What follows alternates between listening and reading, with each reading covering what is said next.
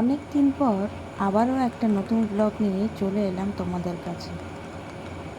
এই বর্ষায় একটু বাইরে গেছিলাম ঘুরতে, তাই যাওয়ার পথে এই রিসর্টটি নজরে পড়ল।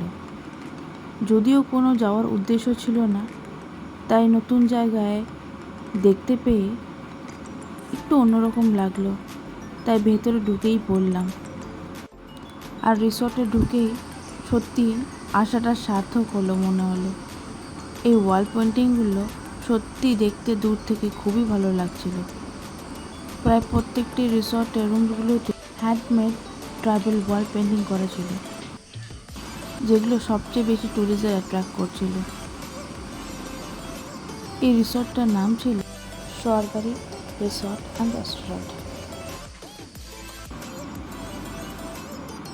এখানকার আবহাওয়া এবং সারাউন্ডিং এত নিট আর টাইডি, খুবই ভালো লাগছিল। আজকের ওয়েদারটাও খুবই সুন্দর ছিল, একটু রোদ ছিল না, হালকা মেঘলা মেঘলা, আর খুবই হালকা বাতাসও ছিল।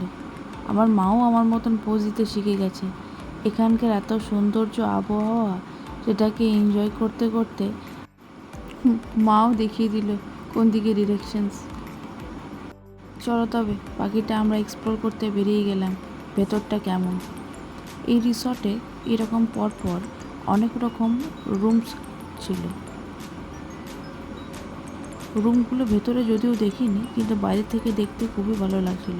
সামনে দেখলাম একটা সুইমিং পুলে কাউকে দেখলাম না চান করতে। এখানকার সারাউন্ডিং এত পিসফুল আর কাম যে পাখির ডাক ছাড়া কিছুই শোনা যাচ্ছিল না। এত শান্ত পরিবেশে এই রাস্তা দিয়ে হাঁটতে খুবই ভালো লাগছিল। কিছুক্ষণ আগেই মনে হয় এখানে বৃষ্টি হয়েছে, কারণ মাটিটা ভেজা ভেজা ছিল।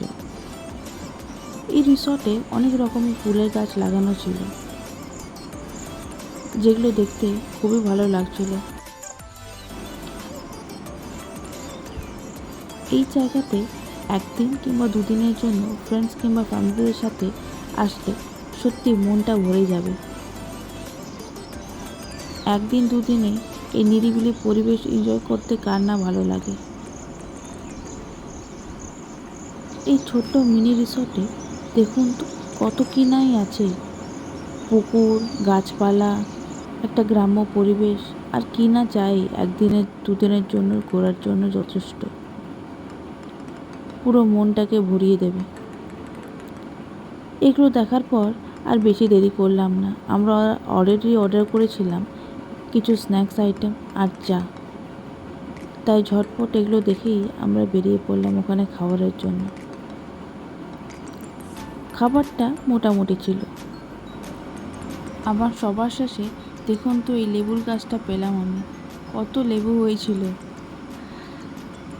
আজকের মিনি ব্লগটা তাহলে এখানেই শেষ করছি। আবারও দেখা হবে অন্য কোনো ব্লগ নিয়ে। Till then, bye by.